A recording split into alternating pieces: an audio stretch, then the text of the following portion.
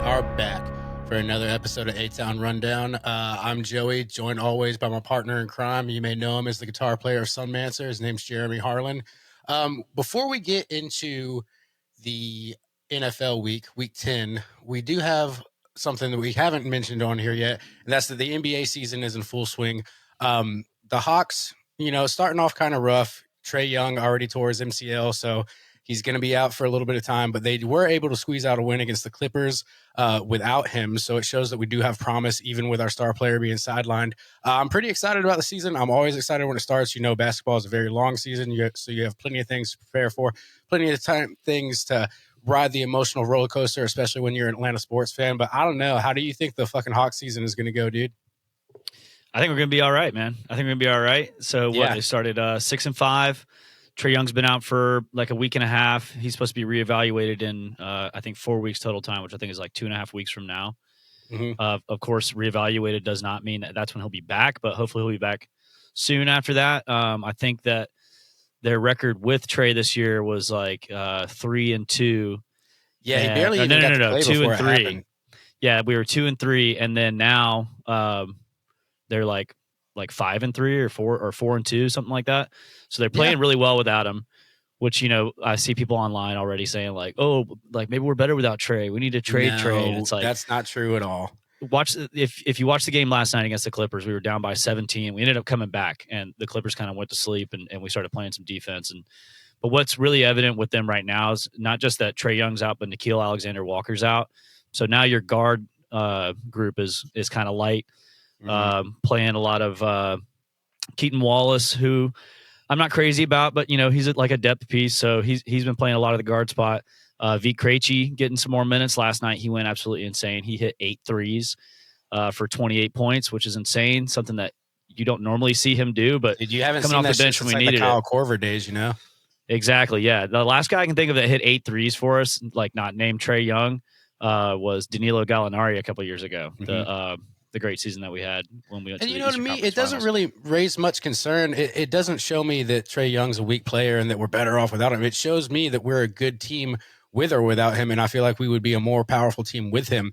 You always want to see a next man up scenario, and all this does is prove to me that the Hawks can be a solid team. And I will say, Trae Young has been riddled with injuries in his career this far, and there has been, I'll tell you, this is not the first time, definitely not the first time in a season where we've seen the Hawks play well without him, and some would say play better without him. We've seen it happen before, so I do understand why fans, do raise that concern, like, oh, we're better off without him, we don't need him, because you do got to wonder, like, sometimes I have seen him get injured and we go on a tear without him and we go on a winning streak without him, and then he comes back and it kind of feels like now there's too many pieces to fit into the puzzle and things do sort of fall apart. I don't know if that's because the scheme is built around him or if it interrupts too much stuff, if the team gets in a flow because they learn how to play without him and then he comes back and they have to relearn everything. But I don't see it being a cause for alarm to trade Trae away. I think that would be devastating to the team if we traded Trae Young away. Yeah, no, I think it's pretty undeniable that, yes, like the thing that does get better when Trae's off the floor is the defense. And I think that if he's not playing at all, it's a lot easier to play consistent defense just because of his size and just the fact that, like, even when, you'll see him like put in an effort for like a stretch of the season, which is great, but it's like he's still not like average level NBA defender. Yeah. But I assure you that the Hawks are much better with him on the court offensively, because the thing with the Hawks right now is like, yeah, they're winning games, and for them to make it through this stretch without just, being deep under 500, like before we even get to like the quarter of the way through the season, if they can do that, that's great. But the way they're doing is they're kind of just playing in a different way. But the big glaring spot is there's not really any good half court game right now. Yeah, because you don't have Trae or Nickeil Alexander-Walker, so it's like your two big like passing point guards out there, other than Dyson Daniels, who they're playing a lot. I think he played like 33 minutes or something like that, or maybe more than that, 36, 37 minutes, because like you have to have somebody out there who's going to run the offense. And without Trae and Nickeil, it's like you're getting really thin on that. So I think bringing him back, the offense is going to score a lot more. Hawks haven't been very good at 3-pointers this year, but I think that's just something that as the season goes on, guys start to see him go down. Yeah, that's something you work on. Consistent. You get that done in the fucking training room. Everything will be fine. We're still very, very, very early into the season, so There's no alarm bells going Oh off. yeah, we're like There's no 3 games back yeah. from first, but we're in 9th place. Like the whole East is just like right there, like within like 3-4 games of first place right now. So we don't even know who like the contenders are going to be for another couple of months. And speaking of the East too, there's a lot of rumor going around right now that John Morant might be on the trading block, and there's a lot of controversy going on there. And a lot of people, Atlanta fans are always quick to jump, like go out and get him, go out and get him. I don't necessarily think John Morant would fit into the Hawks scheme at all.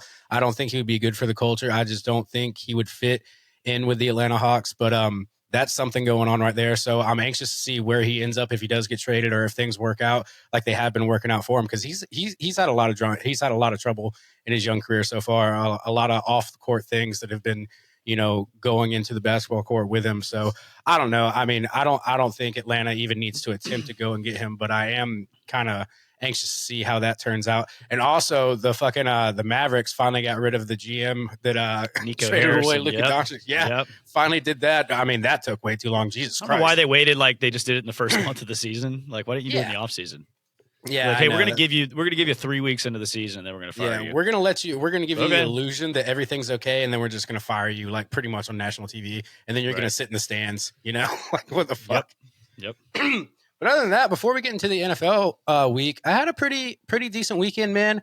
I went out. Me and my wife, we went out with my family, which is her sister's husband. So my brother and sister-in-law went out with our nephew Kyrie, his girlfriend Juliet. We went out to Swanee to this wine fest, which was fucking awesome. Basically, with your ticket, you get a glass and you get to go around basically in the Swanee Square. And there's like 150 something tents set up. That's probably an exaggeration, but there's a shitload of tents set up, and you just give them your glass of wine and you get unlimited wine all fucking day. They were smart enough to cut it off at 4 p.m. because, I mean, with that many people, so I think it was like 12 to 4. But I was in there. Kyrie, he's an Eagles fan, so I was giving him a lot of shit about the tush push, which was a lot of fun. And then, but dude, I actually ran into one of our old friends from Stockbridge. Ran into Brandon Dameron of all people. Wasn't expecting to see him out in Swanee. Yeah, dude. I hadn't heard about him in a long time. But yeah, so I got drunk as fuck off wine, had a good day, came back, I got my mom to watch the kids. But then Sunday morning, I had to open at work, and bro, it was rough. I was feeling that shit because I'm not a wine drinker to begin with. And then when you give me unlimited wine, it was a recipe for disaster. But I toughed it out. Were you like mixing up different wines, like red wines and white wines? And... So I could have, but I stuck with red the entire time. I only did Merlot and Cabernet. I didn't go back and forth between white and red. But I did drink a lot of fucking wine, and I am not a wine guy. So Sunday morning was fucking rough as hell at work. That'll do it, man. But yeah, so let's jump in. I got a bad cough. This weather is fucking getting to me. I was supposed to go play golf tomorrow, but luckily my buddy Stu, who I'm going to play with, he's got a membership at like this really high end like golf simulator. So we are going to play golf tomorrow, but it's going to be indoor golf, which I'm completely fine with because it's fucking freezing outside right now. Nice. But anyways, so let's jump into week 10. Let's jump into the NFL week 10. Started off with a fucking snooze fest of a game on Thursday night with the Broncos versus the Raiders. Snooze fest if you're looking for explosive offense and, big plays and, story like headline plays. This was pretty much all defense. So if you're a defensive minded guy and you like seeing good defense, this was the game for you. But for me, I'm just like, okay, third and out. Oh, turnover. Well, defense. No. Looked like ass on both sides of the field. Yeah, so the final score, the Broncos did win, but it was a very close game against a struggling Raiders team. It was 17-13. Denver's offense, they did just it kind of was like they never got into second gear. They were kind of just coasting the entire time, and it was weird seeing it come from Bo Nix because Bo Nix has been solid lately, but Vegas had him really uncomfortable, and he ended up with missed reads. He had a lot of pressure, and his timing was just really off. He didn't exactly implode. It wasn't like it was a blowout victory for the Raiders or anything like that. So, but they did kind of have him on an easy. It was kind of where you didn't see him as confident as he's been all season, which you didn't really expect from Denver, especially with the way Bo Nix has been planning to go out and only have a win with this low of a margin of victory against the Raiders. But the Broncos did finally put together a real drive late in the third quarter, and they ended up with their only touchdown of the night. But everything else was just field goals and punts and, just back and forth with defense really showing out the whole game. Let's see. Other than that, there's not much to talk about for the rest of the game. Like I said, it was just Nope. it was just a field position battle. Right. If you're a guy like John Madden who swore by defense and talked about how defense wins games, then yes, this was a game for you. But Yeah, if nah, this was like the '80s Steelers versus the '80s Bears, yeah, this would have been really cool. But it yeah. wasn't. There was a glimpse where Vegas almost had it late in the fourth quarter. The Raiders did force a fumble on Bo Nix near midfield, and it looked like it was going to give the Vegas the ball with a shot to steal the game. But the referees reviewed it and overturned it, and they ruled that Nix's arm was going forward, so they got to keep the ball. And then on their final drive, they just fucking burnt out. The first play was a sack. Second play was a check down for 3 yards. Third play was an incompletion. And then the fourth play went fucking nowhere. So that's how Denver won in a very uneventful game on Thursday night. But that does take us to our next game that I wanted to cover. This is going to be Baltimore versus Minnesota, where Baltimore it was a good game, all things considered. Baltimore did win 27-16, and it's not exactly, a blowout how you would see, but the Ravens controlled the vibe from start to finish, and Minnesota came out feeling themselves after last week, with JJ McCarthy, how they performed and everything. But Baltimore basically said, hold my beer. I'm going to show you how to play the game, But this Minnesota had something like 7 false starts in a home game that game. Oh, dude, they were looking rough out there for a minute. How the fuck do you do that? 7? They did get it together a little bit. It could have been worse, yeah. But it was basically like, you got to think like with what Lamar Jackson said in his last game interview where he's like, everything is a winner go home moment.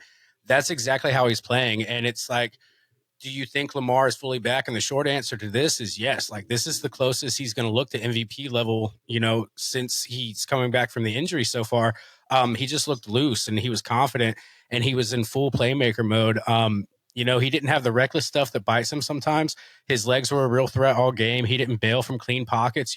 His throws were on point. Like he looked incredible. He had 27 for 31, 262 yards, 2 touchdowns, 0 interceptions. He carried the ball 9 times with 58 yards. So, yes, short answer, Lamar Jackson is back, and I think he's kind of putting everyone on notice, and I think he's really going to try to give Baltimore a playoff run, and if he continues to play the way he does, I see it happening because he was really orchestrating stuff. He wasn't forcing anything. He was letting the game come to him when a lot of times you would see Lamar Jackson kind of panic in the pocket, kind of run. There used to be, I remember one season in particular, it would be if somebody can hit him as soon as he takes off, if you can hit him, you can get him to fumble. It doesn't seem like he's that same player anymore. No. And also the run game was really waking up. Gus Edwards had 14 carries with 76 yards and a touchdown. Keaton Mitchell had 8 carries for 46 yards. And I know that 46 sounds low, but he had 2 runs that basically broke Minnesota's spirit. Like he tore them apart with 2 of those runs. So Baltimore's defense was on top of it too. Baltimore had 4 sacks, 1 interception, and they held Minnesota to 3.7 yards per play, and they forced 5 3-and-outs. So to say that Lamar Jackson is back, yes, you can say that, but also it looks like Baltimore's back in full swing with the way they're playing with defense because when he was injured, you weren't seeing Baltimore play on the defensive side of the ball like they are right now. Yeah, this is giving glimpses of old school Baltimore. And I think him coming back, I think him and coach and everybody got together and they're like, if we're going to make a play, we have to show them who they are. And it takes a lot more than Lamar Jackson being healthy just to bring Baltimore back to speed, because you saw in the game right before he came back, Baltimore was finally getting their shit together and actually playing like a winning team. Mm-hmm. And if they keep this up, I do see them making a good playoff push. And this is good news for Baltimore. This is good news for the Ravens. But what do you think it does to like the whole team's like morale when someone like Lamar Jackson comes back though? Like you end up winning a game or two while he's out, and then he comes back and they're like, oh shit. Now look at their schedule. And we talked about this a little bit last week. They legitimately could go on like an 8-game win streak, considering the last couple wins that they've had. Yeah. So they already won 3 before that. So then you got the Browns, you got the Jets, you got the Bengals, you got the Steelers, you got the all Bengals teams that again. are bad. Then you got the Patriots. And look, at this point, if the Ravens are going on a heater and they've won 6-7 games in a row, they can lose to the Pates. They could, but I could also see them coming in hot. Yeah. Because that's that's a home game for the Ravens. And then you got the Packers, who I think we're seeing aren't that good. No, they're not. And then you got the Steelers, and the Steelers are leading the division. I don't think anyone really sees them as a threatening team. So if Well, you're Baltimore, man, I bet you the whole team's attitude has changed right now. I'll tell you, man, the Steelers are becoming that team that you can't really predict what's going to happen. It's I week don't think in, that they're week gonna out with like. I them. don't think they're gonna win a playoff game. Do you? I mean, right now, I don't know, man. That's so hard because when we talk about it, when you and I have talked candidly at bars and when we were working and film together, we would always mention fuck Tom Brady, Aaron Rodgers is the GOAT. And who knows, you could see late season Aaron Rodgers come to life, which you're kind of starting to see right now. maybe, but I'm not. I'm not banking on that at this point in his career because you're also talking about conversations that I had years ago, and I think the last couple of years, Aaron Rodgers hasn't been great, or he's been injured. Even his last couple stints at with Green Bay wasn't amazing. Right. Now 10 years ago, 15 years ago, hell yeah. But I don't think he's that guy anymore. And then he is still the Lamar is quarterback still who kind missed of an like entire season one of due those to an guys Achilles injury. Yeah, exactly. And just the age that he is. He's the oldest player in the NFL. I'm not saying that all those things, you shouldn't believe in him, but it's all things to take into account. And just seeing what I see out of the Steelers, I don't think that I don't know. If I was Baltimore, I'd be licking my chops right now about the division. Yeah. What were you about to say about Lamar? Oh, he's one of those guys in the NFL who I think is, like, I wouldn't put him in like the GOAT conversation, but he's certainly top 5 in the NFL at quarterback. Yeah. Well, yeah. I mean, yeah, I wouldn't say GOAT conversation yet. And I wouldn't say Aaron Rodgers. No, I'm not really trying to bring that up, but I'm saying like, I wouldn't say that Aaron Rodgers is at the level of Lamar Jackson right now. I don't think that's really arguable. Do you think?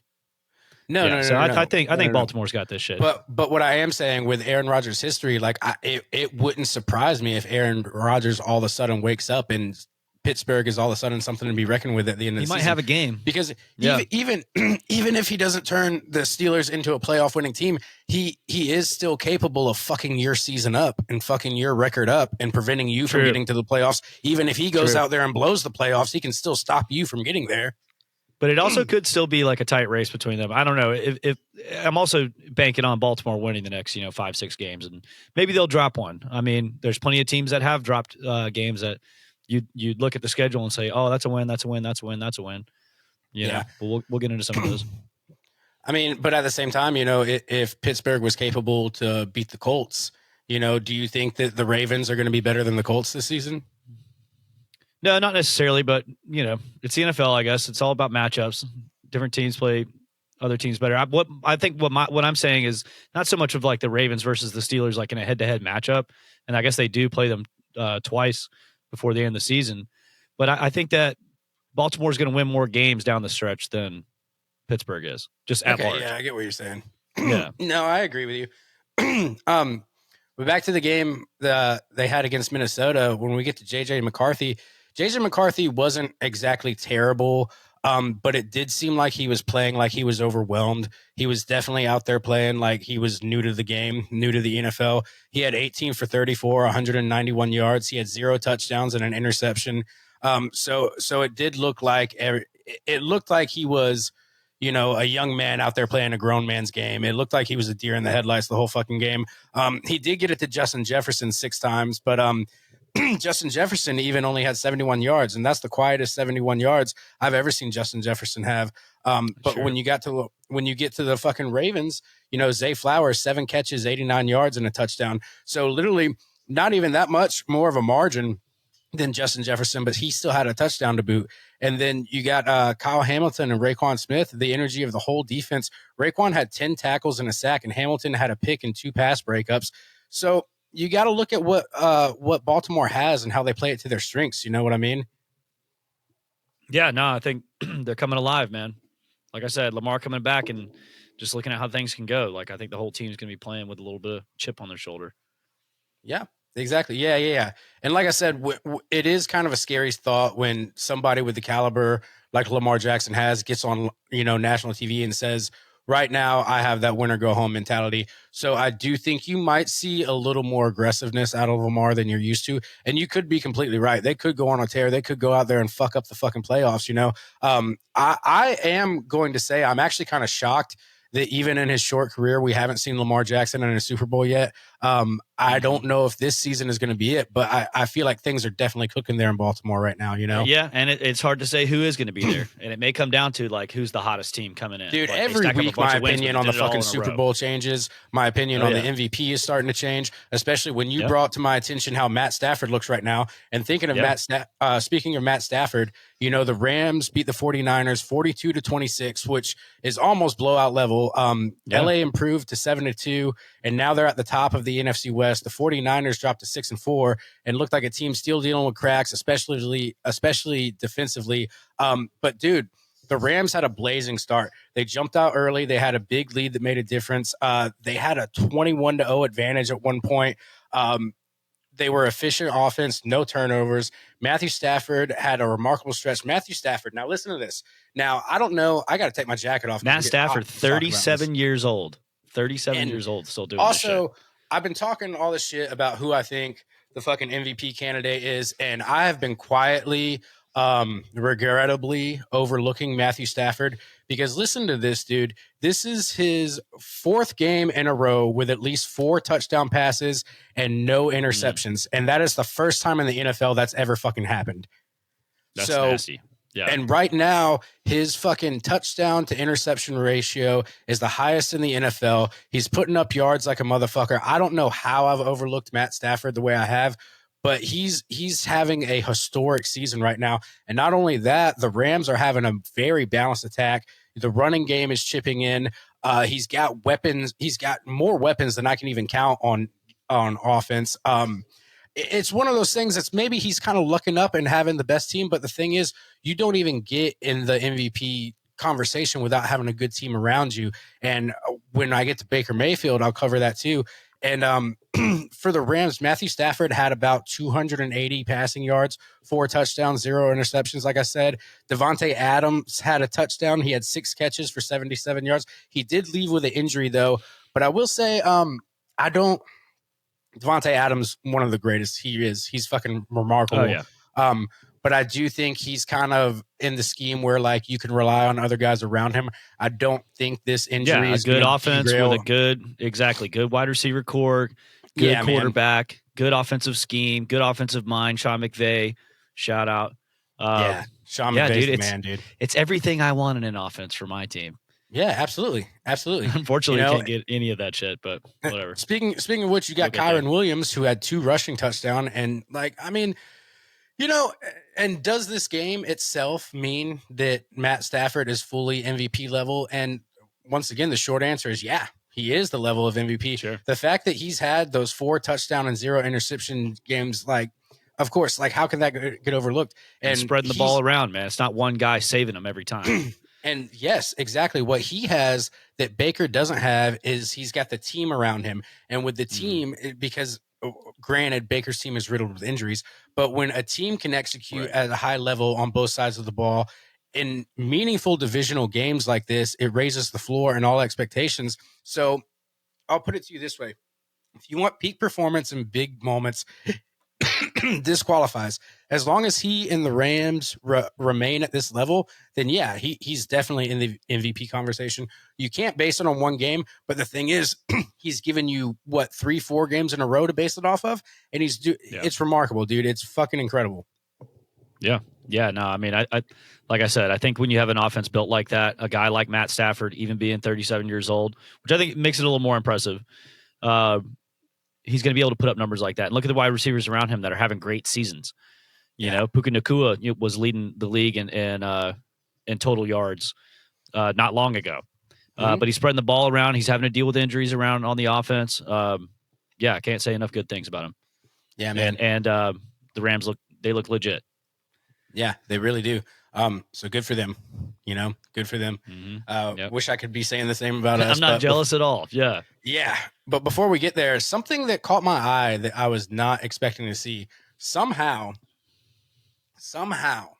the fucking New Orleans Saints were able to dominate the Panthers and win 17-7. Not necessarily dominate, but they did switch quarterbacks. Rookie quarterback Tyler Shug. Is that how you say his last name? Shaw. But anyways, he came out there and he had 282 yards and 2 touchdowns in his debut, which made him look really fucking good, especially when you can save a team. I think at this point, New Orleans had only won 2 games, and then they come out and beat the Panthers, who the Panthers are what, second in the NFC South right now. They So are, yeah. it's a really good divisional game for them. Even Alvin Kamara was chipping in with 83 yards. The rookie guy, he threw 62-yard touchdown pass to Chris Olave and 30-yard strike to Juwan Johnson. He was looking really good out there. It's going to be very rare you hear me say good things about the Saints, but I will tell you, for a rookie in his debut, that really was a head turner. That really did look good. And then you saw Bryce Young out there, who only had 124 passing yards, an interception, and no rhythm at all. So he was making himself look better than a guy who's been in the league for 2 years now, on his debut, on his midseason debut of all things too. So, I mean, I give props where props to do. I'll give props to the fucking player. Fuck the Saints, but still, you know, you got to wonder though. You're still playing an NFC South team, and all everything aside, all emotions aside, the NFC South right now is kind of weak. So I don't think playing. Well, they all suck, kind of. And I mean, yeah, not that Tampa Bay sucks, but like you said, they're riddled with injuries right now. Yeah, and I don't think outside of the NFC South you're going to see the Saints really make a mark on anything. I will tell you though, unfortunately, this does make me a little nervous when they play Atlanta. Oh yeah, I've been saying it all year. It's one of those games where, you know, I can see the Falcons, you know, playing shitty against a shitty team, and then playing, you know, respectable against good teams. But playing a shitty team, that's when I'm the most worried. Just like I was, you know, I brought up before the Dolphins game. We'll see what happens. Before we get into some more games, we're going to touch on, speaking of the Buccaneers, we're going to touch on the Patriots and Buccaneers game. Now, the thing is, this was a highly contested game. This was a good game. This was a football game you want to watch, you want to see competitive football. You want to see a football game that's not nothing but defense back and forth. This was a game for you. Unfortunately for the Buccaneers, the Patriots were able to win 28-23. You know, Tampa Bay has decent momentum, but I think, you know, right now New England has better momentum. The Patriots were leaning on their rushing performance. Trayvon Henderson racked up 147 yards. Drake May, dude, looking fucking stellar out there. 270 yards, 2 touchdowns. He did throw an interception, but on top of that, he made a massive 72-yard pass to fucking Kyle Williams. So you can, I've said here before, you can bounce back from an interception. You can bounce back from 2 interceptions, especially when you throw an interception, but you still got 270 yards on top of that. Drake May's looking fucking great right now. And the Bucs did have strong bits on offense. You know, Mayfield threw 273 yards. He threw more yards than Drake May, and he had 3 touchdowns. But the thing is, like, it can't just be all Baker all the time. And that's what we're seeing happen in Tampa Bay. And I honestly think that Tampa Bay is running out of gas. You know, they're starting to break on defense. We can't even, the list of injuries they have has been so fucking detrimental to their season so far. And it really they still have to play the Bills, don't they? I believe so. Yeah. No, I mean, everyone in the division does. I think they play the Bills next week, actually. Okay, yeah. So we could see them hit a tougher part of the schedule, and who knows with the division games? You know, someone's going to try and spoil their season.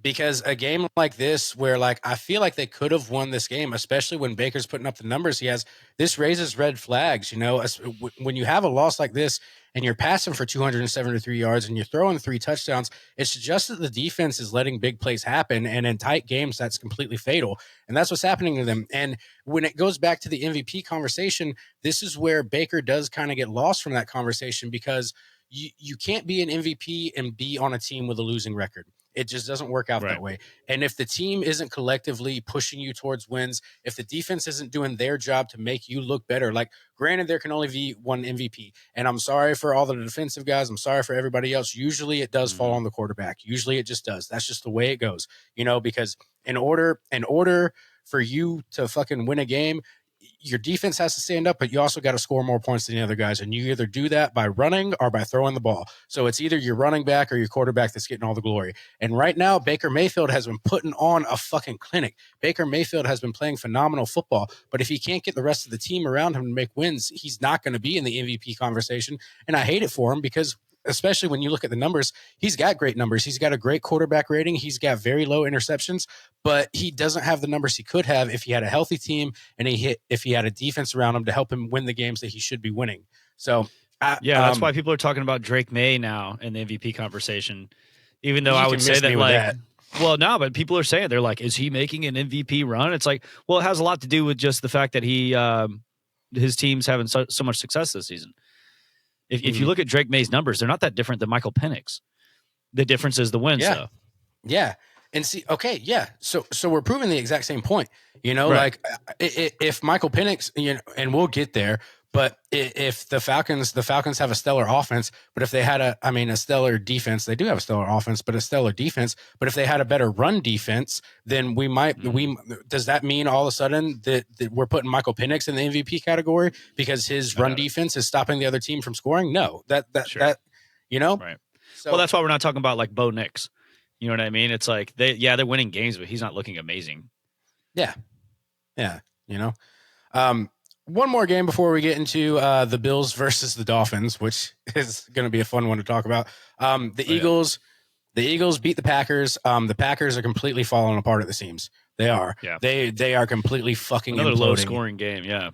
Yeah, a very low scoring game. It was only 10-7. The fucking Eagles only scored one touchdown. The Packers only scored one touchdown. And I really don't know what to do if you're a Packers fan right now, because like I said, when we were talking, like up until about week 3, I was like, man, it looks like the Packers might even be making a Super Bowl push. Micah Parsons, oh my God, Micah Parsons is the greatest player in football right now. I'm not saying any of those things anymore. I'm just not. Yeah. And I will tell you, unfortunately, once again, it's this goddamn tush push. And I'm starting to get scared that what's going to happen is we're going to get to the NFC Championship, and then we're going to get to the Super Bowl, where it's likely the Eagles could be there. And then on Super Bowl Sunday on national TV in front of the world, we're going to see 10 fucking goddamn tush pushes for them to win the Super Bowl with that goddamn play. I hope not. God, I hope not. Now, we'll see, man. I mean, let's see what the Rams have to say about that. I don't know. It's even to the point where, bringing up my nephew Kyrie again, my wife hates when I call him my nephew, because when my wife and I started dating, he was like, I don't know, like 16 or 17 years old. So that had always been her nephew, but now it's like, nah, dude, that's our nephew. That's my nephew. Yep. But anyways, so I was even talking to him, and he's a diehard Eagles fan. Diehard. But even he is talking about how shitty but he was telling me when we were talking on Saturday, he was like, I feel like the Eagles are just kind of trolling everybody at this point. I feel like they know how much everybody hates it. They know that they're doing a false start damn near every time, but somehow the false start keeps working out to the offense. But even a fucking Philadelphia Eagles fan has told me that he doesn't see that play going into next season. And God damn it, I hope it doesn't. There's no way in hell. There's no way in hell, because they don't know how to officiate it. So they got to figure that out, or they can say, you know what, this is bullshit, and let's not use it. It's not entertaining for the fans. It's something that doesn't feel like a competitive play. It goes back to my previous point, though. It's entertaining if you're a Philly fan. It's something that you can just talk shit about if you're a Philly fan. It's something you can put on a T-shirt, put on a sign, fucking talk shit to the other team, because that play is always going to go your fucking way. Yep. Yeah, no, I agree with that. If it was my team doing it and they were successful, I'm sure I'd be happy to. Yeah. But all right, yeah, let's jump into it. The Dolphins blew out the motherfucking Buffalo Bills 30-13, which I could not believe. I was absolutely stunned. It's wild how a team that blew out the Panthers, beat the Chiefs, goes into play a team that's fucking 3-6, 3-7, something like that. Well, now they're 3-7. And gets blown out by the Miami Dolphins, who are fucking atrocious right now. Buffalo came into this 6-3. They were riding high momentum, especially after beating the fucking Chiefs and blowing out the Panthers the way they did. And then they just got fucking stomped. Yep. Well, maybe that means that maybe the Falcons don't suck so bad. If the Dolphins can do that to the Bills. But what I really think happened with the Bills, and this is not like analytical or anything, but I feel like they're a cocky team. I feel like that's what happened to them when they came to Atlanta. That's what's happening to them when they're playing Miami. They probably just walked into it, unprepared. The other team is hungry to beat you because they're hungry for a win. Mm-hmm. So I don't know. That's the way I feel about them, and it's hard to take the Bills seriously when this happens. Same thing like what I was saying about the Falcons earlier. If you keep walking into and playing inferior teams, which I think the Falcons are an inferior team to the Bills, at least when it comes to like coaching advantages and stuff, which we talk about every week. But like with the Dolphins, it's very obvious who the better team is. It's not like the Dolphins beating the shit out of the Falcons. It's beating the shit out of an even better team. Yeah, yeah, absolutely. And it's wild the way they did it too. I mean, Devon Achane, he had 225 scrimmage yard. He had a 59-yard touchdown run. The Dolphins were able to force the Bills to turn the ball over 3 times. This is not how you're used to seeing Josh Allen and the Bills play, and it's definitely not how you expect them to play against the Miami Dolphins right now, who are bleeding out at this point in the season. But it's things like this where, like, you kind of compare it.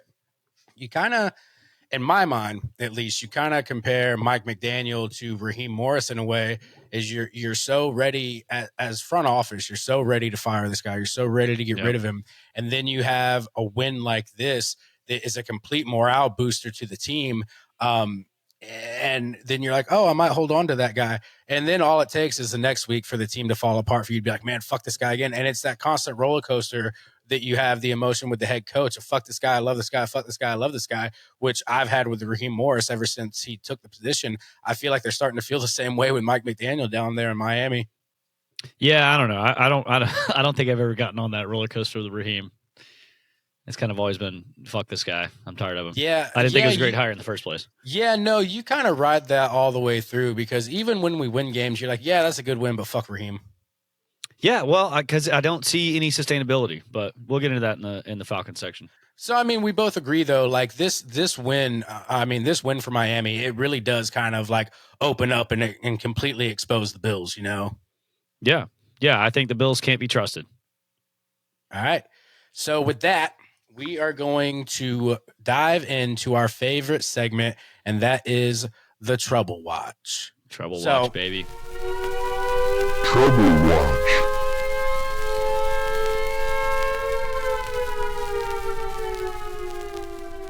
This week on the Trouble Watch, I'm going to go ahead and open it up, and I'm going to go ahead and talk about the Buffalo Bills because we just talked about them now. And it's as simple as this. The loss to Miami wasn't just bad. It was just a full-on collapse, and it's a reality check because like we were just talking about, it does expose them. It does show who they really are. And losing 30-13 to a division rival that's been literally limping all season. They're past limping. They're Lieutenant Dan at this fucking season. They're in a wheelchair with no legs this season.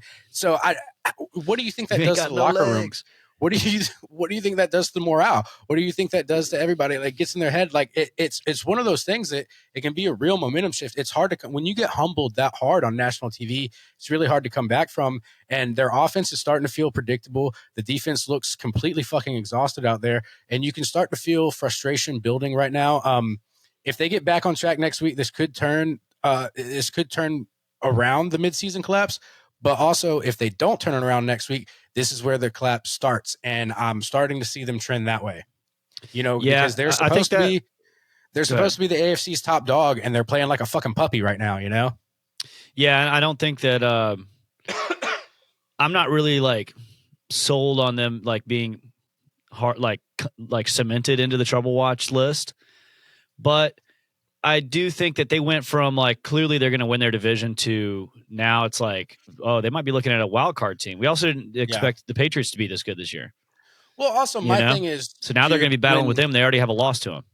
When you're playing as good as you are against the Chiefs, but you're losing against the Falcons and you're losing against the Dolphins, to me, the reason you're in trouble is because there's not a sense of readiness there. There's not a sense of preparation there. There's an overwhelming sense of cockiness there, like you pointed out. Mm-hmm. And that's going to bite you in the ass. And that's why you are in trouble if you continue to do it the way you're doing it right now. I see if you don't turn this around like literally next week and then get your head out of your ass, get your head out of the sky, check your fucking ego, because this is how you lose games like this. You are going in there to like with no ready. It seems like the playbook, it seems like nobody fucking studied the Dolphins. Nobody got ready. Everybody went in there like, oh, fuck this team. We're going to win. And this is what happened. So this is what puts you in trouble, in my opinion.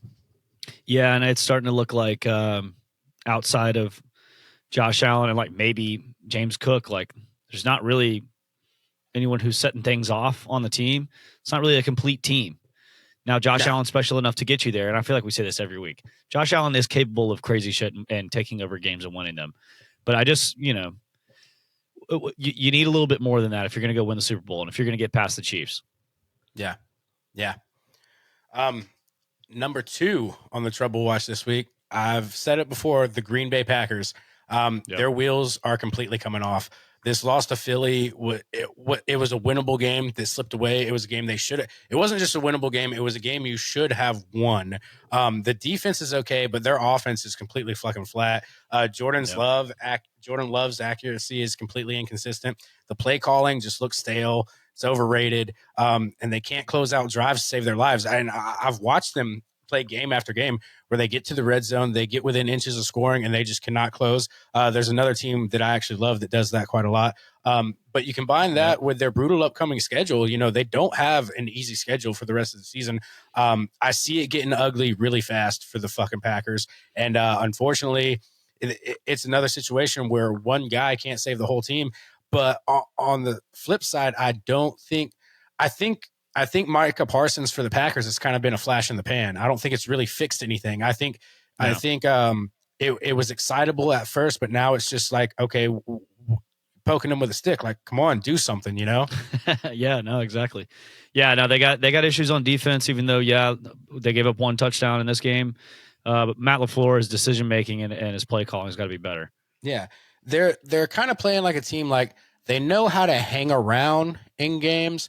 Like, they know how to keep a good game going. They just don't know how to win a game, Sure. Yeah, like that Cowboys game that they tied. Exactly. That they should have won. Another winnable game. Should have won that game, And they lost to the Browns this season too. Yeah, which is inexcusable. I'm sorry, dude. Right. I'm sorry, inexcusable. Speaking of that, did you see that the Jets are on kind of like the Jets are starting to win games here and there now, which is kind of weird? Good for them. I'm not sure anybody gives a shit, but but okay. I think I said it. I guess I do a little bit because we're going to play them soon, and it's one of those games that the Falcons, might make very overly competitive. Dude, I see it. I see us losing to the Jets. I do. Like, how we're going right now. Prize picks, baby. Get on there and bet on it. But I'll tell you right now, though, I said this in our first episode, and still to this day, even after I publicly said it, I still, in my 35 years of life, have never met an actual New York Jets fan ever. Never met one. I can't think if I have either. A lot of Giants fans, but no Jets fans. When I was a kid, I had a really fucking cool Bart Simpson New York Jets t-shirt that I wore a lot. But I didn't give a fuck about the New York Jets, but that t-shirt was so fucking cool. Nice. Old relic. Yeah, dude. I wish I still had it. Sell that shit for a boatload of money. Hell yeah. Probably fucking pay my house off with that shit. But anyways, number 3 on the Trouble Watch, mentioned them earlier, we got the Tampa Bay Buccaneers, and this is why. It's because they're running on fumes. The loss to New England was a classic we're tired game. That's really what it was. You just saw that they were fucking tired out there. There's too many injuries, and there's not enough depth to make up for the injuries. And Baker Mayfield statistically does still look sharp, but his supporting cast just isn't there. They're crumbling. Mike Evans came back, and he's gone again. You got a banged-up O-line, and the defense is giving up chunk plays. So Baker might be playing well, but he's not Superman, as much as I would love him to be. As much as he's kind of shown that he's trying to be, he's not Superman. And when the roster around him falls apart, then so does the illusion as well. And he can only do so much himself. So he's not, I will say, even though I mentioned it earlier, technically he's not out of the MVP conversation, but this loss shows that he's only as good as the guy's health is around him. You know what I mean? Yeah, let's see how the season goes for them. I'm definitely on trouble watch, but I'm not going to say that they're out of anything yet because this is a winnable division. They're still in the lead for it. I still think they'll probably still come out with it. And who knows, maybe they're healthier later in the season, and maybe they'll have a home game if they win the division in the playoffs. And let's see, if Baker can get hot again. Yeah. And I did want to mention, I do got Washington Commanders on the trouble watch, but it's basically just because they're, riddled with injuries, especially they're definitely at the bottom of the list, and hope is fading. And I did another team, a last minute ad on there. I got to put the Jacksonville Jaguars on the trouble watch because, to be honest, they're far too talented to be this inconsistent. It starts with Trevor Lawrence. Something's just off. The defense looks fucking awful. The chemistry's gone cold. And on top of that, now they just lost Travis Hunter for the rest of the season, who was starting to look really good and really flashy out there. So it's going to be really hard for Jacksonville to recover. They do sit at 5-5, I believe. So but the thing is, they should be at the top of their division with everything they have, but it just feels like they're unprepared. They're showing up late, So, I mean, sucks for Jacksonville. Bad sign. And as always, we unfortunately have to keep ending our Trouble Watch with our close to heart, dear Atlanta Falcons, who, by all means, they're in the danger of falling off the list and going to on just the danger bad. of falling off a fucking cliff right now. I don't. God damn. I think the back two tires of the minivan are still on the cliff while everything else is going into the abyss teetering right now. They're just teetering. Yeah. And next thing you know, it's just going to be Thelma and Louise. That shit. Exactly.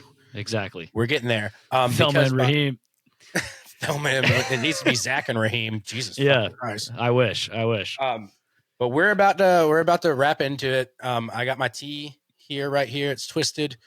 Calm my nerves a little bit.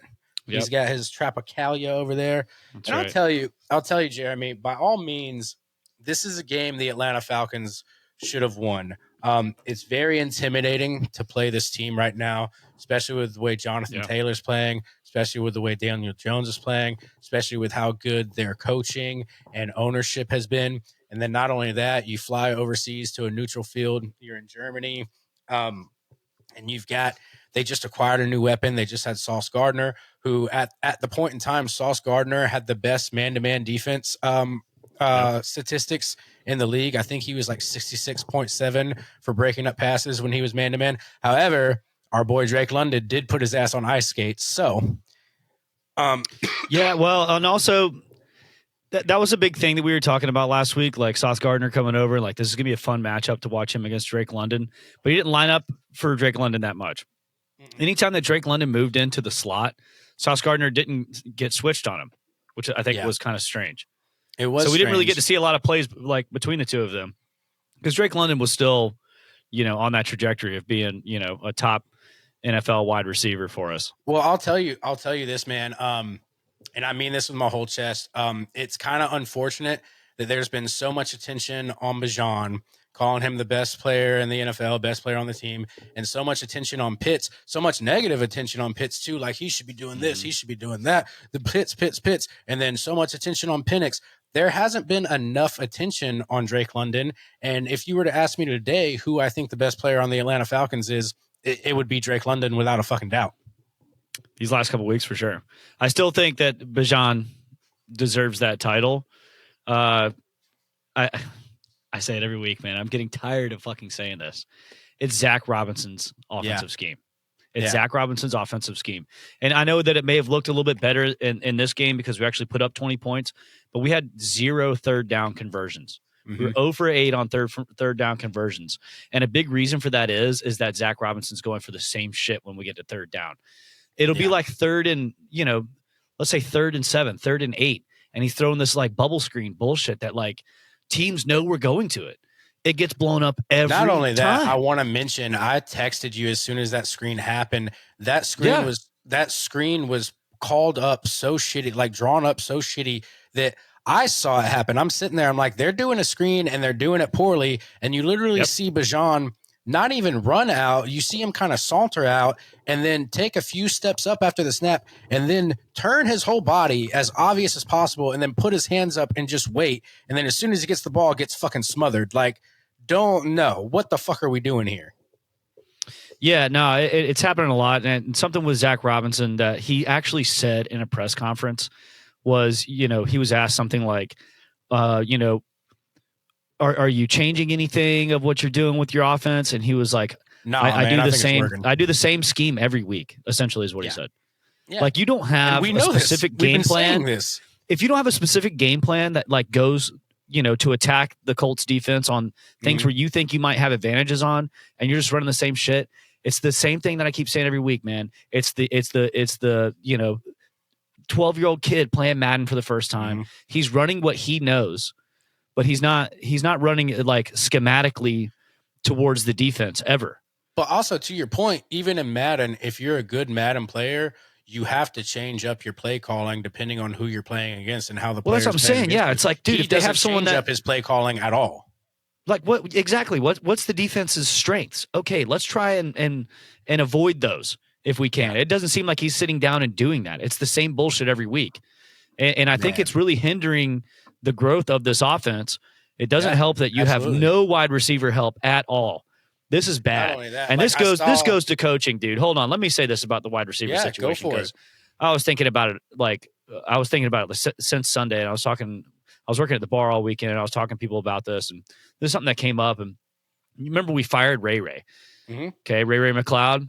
Got rid of him for whatever reason. The rumor was he was upset that the wide receiver coach got fired, like as a scapegoat, which I think we all are looking at now in hindsight is certainly a scapegoat firing. Yeah, I think that was very true. Right? I'm not sure that it was a big issue of what the wide receivers were doing, other than the fact that Zach Robinson's play calling's been awful. Yeah. So, Darnell Mooney's already hurt to start the season. So your depth is already not great, and you need someone like Ray to actually show up and be a dynamic player. Drake London ends up getting hurt too, and then I think that's like the same week that they fired Ray. So I was like, what? And I think that was the Miami game. And then you had Kirk Cousins out there with literally no help. Yeah, the Miami game is the game that Drake didn't play, right? Yeah. Yeah. And we fired Ray like the week before. No Drake, no Ray. And to your point, what a horrible decision to get rid of Ray.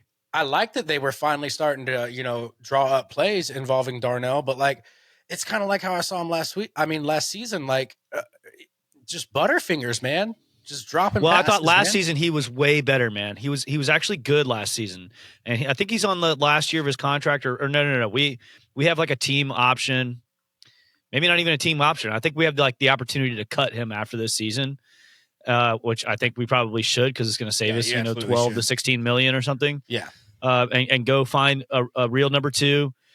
And I don't really want to like blame Darnell too much because clearly he's still dealing with this injury because him not catching some of those balls, I think he had like 2 drops, which would have been probably could have at least gotten us much closer to winning this game.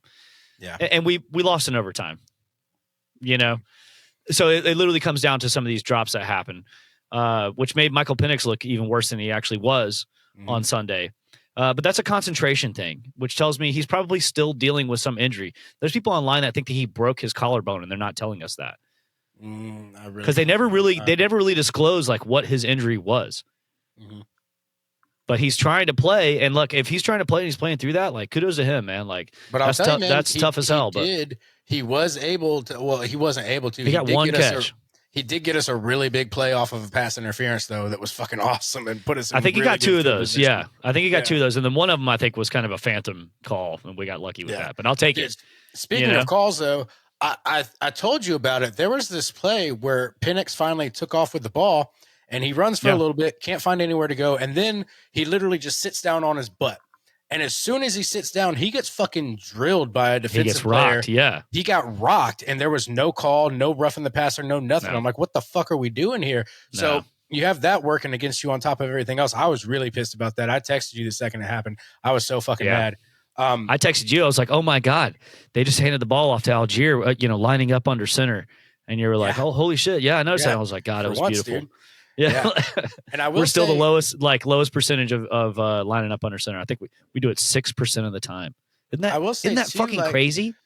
Our defense is starting to look really good, especially our rookies out there. They're starting to look really good. But one thing we don't have, we can't for the life of us stop the fucking run game. And I will say to Jonathan Taylor's credit, it is Jonathan Taylor. However, I've seen Jonathan Taylor get stuffed this season too. But when you listen to this number, it's almost inexcusable if you want to consider yourself a good team. If you want to consider what we gave up to get defensive players, how like we're more than likely going to end up with a top 10 draft pick, but wait, we don't get it because we traded it away because we figured if we got some defensive players, we'd make a playoff caliber team. But then with our defense, we're giving up 244 rushing yards and 3 rushing touchdowns to one fucking person. To the best running back in the league, though. And I will say about the draft situation, I don't love that Terry Fontenot did this, but if we look at it this way, it's like we got next year's first round pick. It was another pass rusher. It's James Pierce, James Pierce and Jalen Walker again had like a combo play, strip sack with a fumble recovery from those two guys, which I thought was really cool. And I don't think that that's ever really happened in the NFL where two guys have done that, like two rookies have done that multiple times in the season. They did it back-to-back weeks. No, you're right. Still came to be a loss. But, if you look at – I'm going to go ahead and jump to this. We'll keep talking about the game. We'll come back to it. But what's it going to take to fire Raheem Morris? And when you do fire Raheem Morris, Terry Fontenot's got to go too. Yeah, absolutely. And the thing that infuriates me more and more is the more I look into it, we interviewed 4 guys who are doing incredible this season. Like, you mean to tell me, dude, the simple fact that we could have had Harbaugh here, I would have loved that because look at what he does. Look what but look what Harbaugh does for quarterbacks. When we look at Michael Penix, you got to understand how young he is as a quarterback, and everything that's fundamentally wrong with Michael Penix right now fully relies on coaching because he's a young kid. He's essentially a rookie. He needs to be coached properly. Look at how Harbaugh has done with, Justin Herbert, for example. Like, he knows how to speak to quarterbacks. He knows how to coach. We hired somebody who doesn't know how to head coach when we had 4 candidates who were more than capable of doing Here's another one, dude. Ben Johnson, the offensive coordinator for Detroit last year, who's now the head coach of the Chicago Bears. Look what he's doing with Caleb Williams. Not that he's like looking amazing, but they're having a good season. Okay, like, so they're going to make a run for a wild card. Caleb Williams is starting to turn. If you've noticed the last 2 episodes, I've stopped with the Caleb Williams hate, and I've stopped saying how much Caleb Williams sucks because they're winning. Like, because he's starting to turn 3 in a row. Granted, they just beat the Giants though, and the Giants are bleeding out right now. Who fired their coach after 4 straight losses? Oh, so you mean to tell me that? You mean to tell me that a coach can get fired in the middle of the season like that? That happens? That can happen? Actually, it's happened twice so far this season. We've had 2 fired head coaches, and both of them came after 4 straight losses. Wait, that was the Tennessee Titans earlier in the season. Yeah. And you're allowed to do that? Yeah. Isn't that crazy? No. Call Uncle Arthur right now, man. Like, something's got to happen. I don't know what they're waiting for. And then the way that, like, Terry Fontenot, like, looking back at everything that he's done as general manager, and we can go with, I'm sure he had a hand in the Arthur Smith hiring. Maybe he didn't. Maybe that was all Arthur Blank, and Terry Fontenot was still a new guy when that happened. But you drafted Bijan, you drafted Drake London. Which good. Good picks, great picks. Yeah, sure. Maybe he drafted Kyle Pitts. I think he drafted Kyle Pitts as well. Yeah. And then you did this thing, and he's kind of historically traded away draft picks, like not first rounders until this past year, but he'll kind of like trade and get aggressive like in the draft. So we kind of we have less draft assets than almost anybody in the league. Yeah. And then let's throw on top of that this massive weight that is the Kirk Cousins deal that he did. If I was Arthur Blank, I'd be like, okay, looking at all of this. And look, I stood up for the Kirk Cousins deal when it happened, and I said at the beginning of the season, like, I don't give a fuck about Arthur Blank's wallet. But if I'm Arthur Blank, I'm looking at all these things that have happened, and I still don't have a winning football team. Yeah. And we abandoned this plan to have Michael Penix sit behind Kirk Cousins, not even a year into that plan that apparently, Raheem and Terry Fontenot had together. And now it's cost me $180 million or 100. Whenever you cut him, like, how much does he end up spending? Over 150, maybe the whole like 180. Like, you have to go ahead and clean house. You got to get rid of him. That means, unfortunately, you're probably getting rid of Jeff Ulbrich too. But you have the pieces on the team to, if you can hire competent coaching to come in, we can be competitive with the rest of the NFL. In a perfect world, not just that, I think there's also players that should be cut as well. I don't know if we want to go into and that, they will. But I don't think we have the JD Bertrand, number 1 on my list. Yeah, number 1 on my list.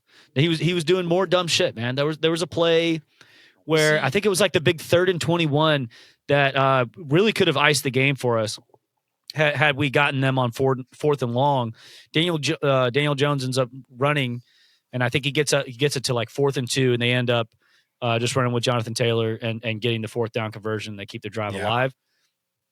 But JD Bertrand, obviously, like, everyone kind of collapses in on the pocket, and it's sealed up. Like, and he just, instead of like stopping to wait and kind of spy the quarterback, and he's the dude with the headset.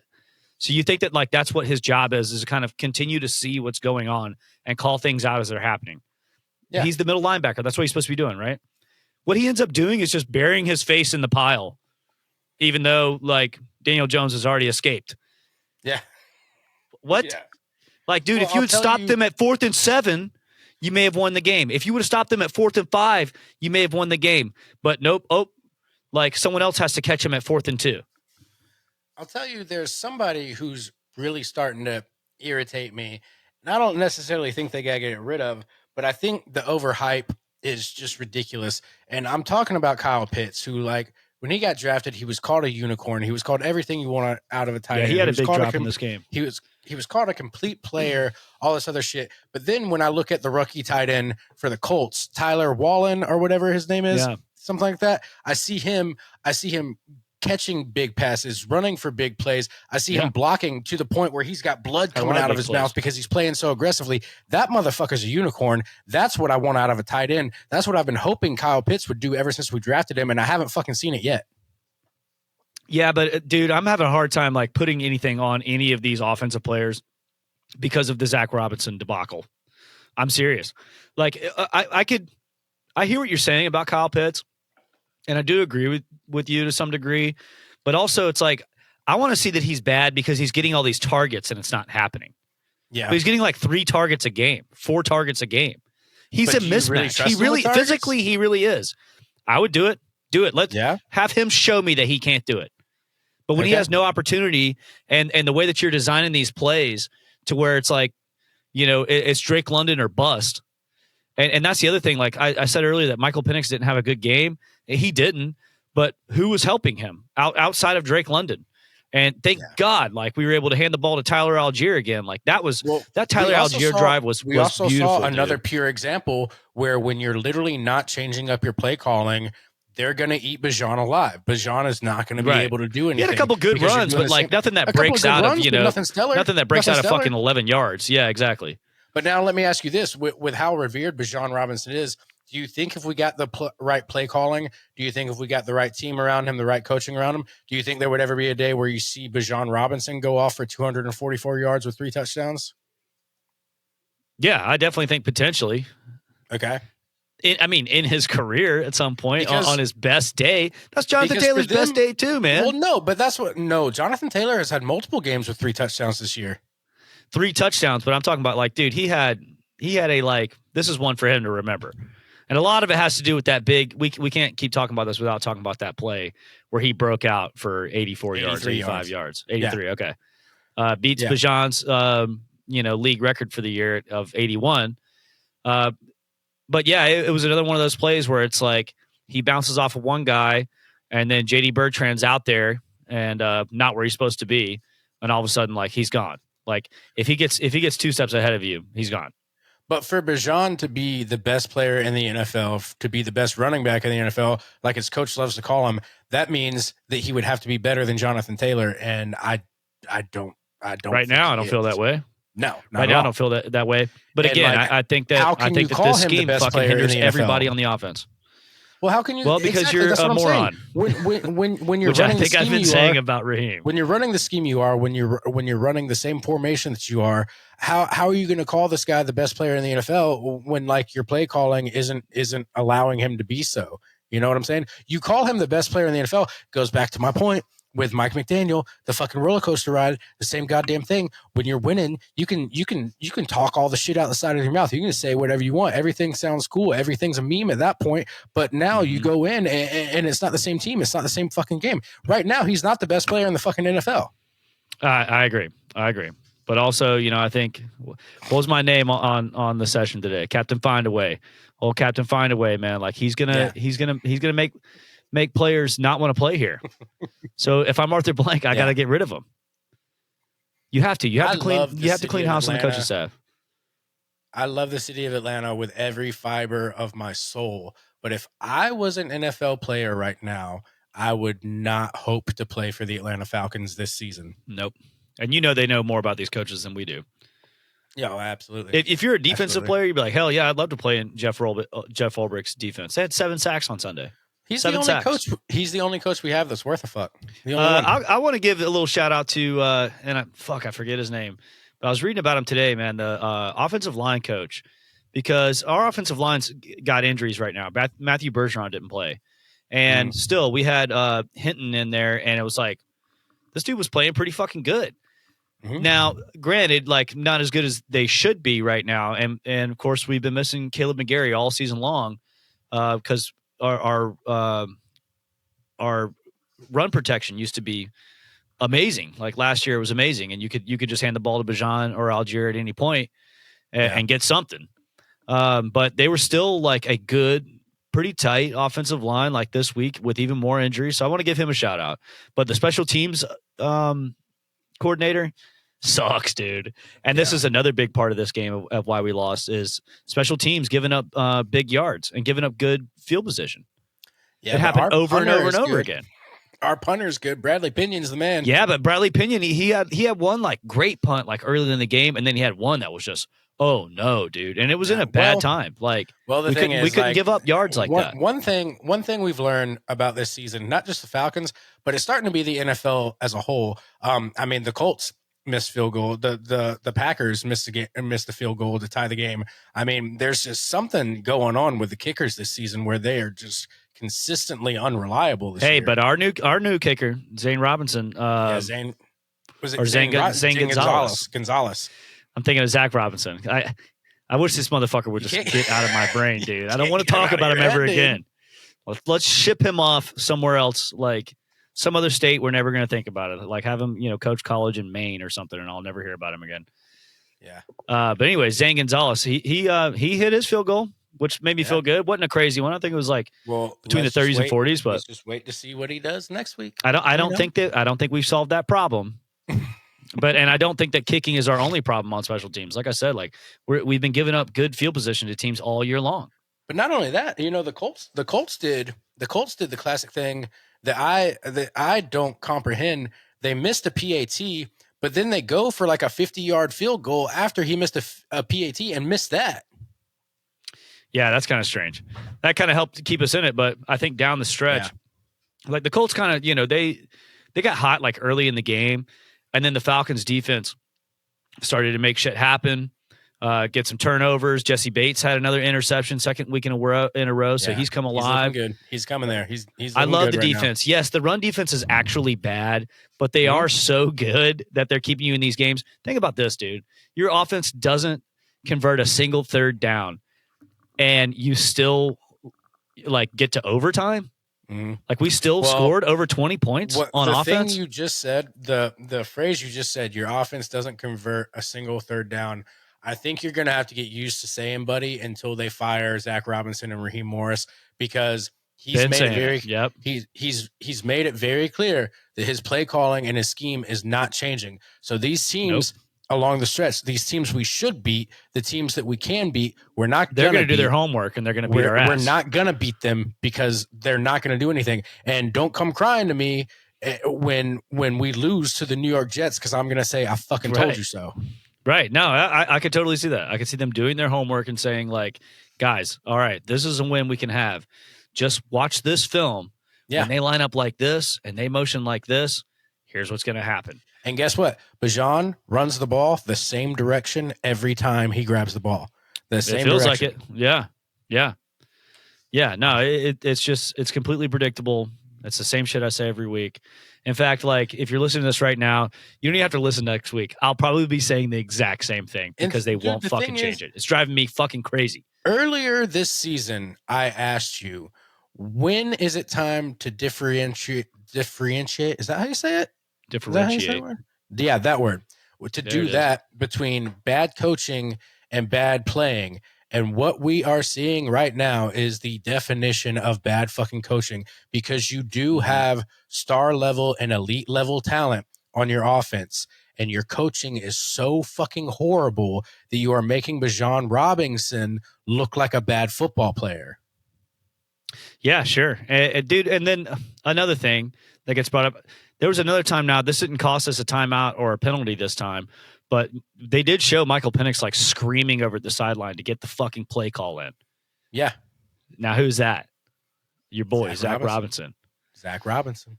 I'm done with this guy, man. But all right, so let me say this. If the Falcons lose to the Panthers on Sunday, are they going to fire Raheem? That'll be 5 losses in a row. No, they're not going to. They're not going to. Because Arthur Blank doesn't like to make a fuss, and Arthur Blank likes to give too many people too many chances. Arthur Blank is not going to fire him in the middle of the season. What he's going to do, he's going to fire him. A clean house. He's going to fire him the second the season's over for us. The second we don't make it to the playoffs, because we're not gonna get that out of your head. We're not making it to the fucking playoffs. We're not. Nope. Over. Nope. Boom. We're not. So the second we don't make it to the playoffs, the second we don't make it to the NFC Championship, blah blah blah. I see Raheem Morris getting fired. However, the unfortunate part about this, again, I do see them going on another witch hunt to find the best available candidates, and the best available candidate is going to come knocking, and I don't see Arthur Blank hiring them once again. Yep. Yeah, we'll see. But we got to do something, because this ain't working. Yeah. Raheem Morris doesn't really do much for this team. I sent you the clip about the captain find a way. We got to find a way to execute that, those runs. We got to find a way to win those games. We got to find a way to, beat them in those situations. Because I could see this happening, and I know it would make you horribly upset, but I could, as fucked up as it seems, I could see Raheem not getting completely removed from the team. I could see him getting moved from head coach to coordinator, and they just hire a new head coach. Nope. Got to run him out of town. Here, I can pull up his head coaching record. I screenshotted it earlier today, just to, where we should be at with Raheem. Let me see here. Do you have Arthur Smith? He is he's 32. Raheem Morris. This is his total head coaching career. Now, he was at Tampa Bay before here, and he was an interim head coach here a couple years ago. I'm sure you remember, after Dan Quinn. He is 32-53 as an NFL head coach. And our season looks like it's dead in the fucking water. Like this, this offense is in the mud constantly. It has no flow to it. When you watch them play, you're like, and even when something good happens, like Michael Penix actually throws like a dart to Drake London, and Michael Penix like underthrew a lot of stuff like in this game, but that's okay because he had a great game in New England. Still not sold on him. But, even when things like that, where they have like a big play to London, you're like, oh my God, like they've got something nice here. It still looks very hard. There's no fluidity to this offense. Yeah. Hence the no third down conversion. So I'm right there with you. Because next, who do we play next? We play the Panthers next. Carolina. And then who do we play after that? Let's see here. I'm going to pull it all up right now. I know the Jets are still on the schedule. Play the Jets. Saints. We got to play the Saints. Fuck. We got to play the Seahawks. Yeah, that'll be a tough one. We got to play the Bucks again. Yep. I don't really see us winning any of these games. Yeah, I'm having a hard time seeing it too, man. What are they going to do? Win 7 in a row, make it to the playoffs? Like that's the only scenario that's left. We got to play the Cardinals. They'll find a way to beat us, even though I don't think they're scary. Yeah. Oh, we got to play the Rams. Oh, Raheem's old buddies. Yeah, and you're welcome for the draft pick. Here, beat us. We'll make it an even sweeter draft pick. Yeah, then we end the season against the Saints. So out of these, we might be able to shock some people. What if it would be a Falcons thing to fucking do to make it there and just beat the Rams for no good goddamn reason? Yeah, I could see that happening. Or we just win enough games to be in the hunt at the end, and Arthur Blank decides to let Raheem Morris start next year. Yeah. I think that would be a catastrophe. Yeah. You have to get new offensive coordinator. You have to get a new special teams coordinator. I wish we could hang on to Jeff Ulbrich, but normally when you get rid of a general manager and a head coach, you lose everybody as far as coaching goes. But if you don't do that, players aren't going to. They're not going to want to re-sign with us. Bajan will go somewhere else and take less money. Man. At this point, and Drake London will do the same thing. You got to do a full fucking overhaul at this point. It's time to quit fucking around. It really is. You have to. And I would start it now. Just, all right, Jeff Ulbrich, will you please take over this team for the rest of the season while we figure out what we're going to do next? But we can't tell the players that we're not invested in this and that we don't care what happens for the rest of the season, or that we don't care what happens next season. Yeah, I know, man. But yeah, so that's really all we got to say about that. Yep. We'll see how this goes, but I mean, it's getting to the point now where I'm starting to have more fun, um, having no bias and just covering the NFL than I am Yeah. talking about the fucking Falcons, bro. Yep. Yep. Um, Yeah, it's like it's the only game that I care about, but it's like it's a fucking yeah, chore all the time. yeah, because it's fun watching the NFL where you have no ties to it, where you can just sit back and watch the NFL and Right. be like, hey, this team, they need to fix this fucking problem. Don't tell me what the Falcons need to fix. I know what the fuck they need to fix. Let me tell you what you need to fix, motherfucker. Sure. Yeah. Yeah. But yeah, other than that, I mean, we'll be here next week, guys. Next week, next Thursday, you get the Jets versus the Patriots, and oh boy, I wonder how that's going to turn out. Uh, that actually I'll might take the end up being a Jets, fun game. baby. Yeah, that might end up being a fucking fun game.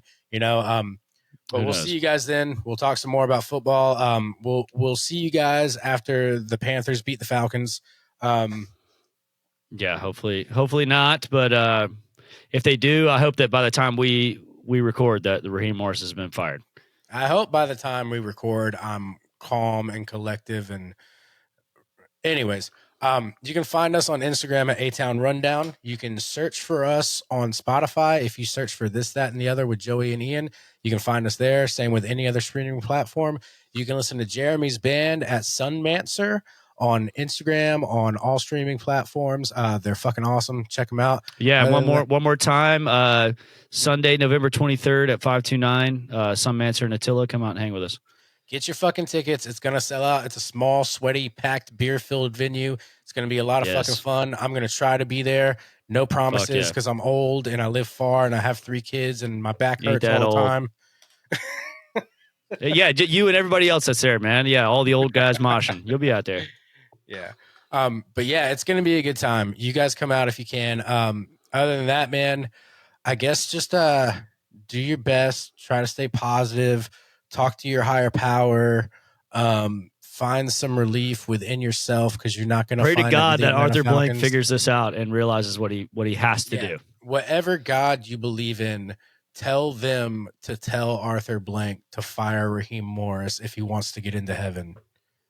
That's all we got left, man. Yeah, hopefully the prayers work, the thoughts and prayers. All right.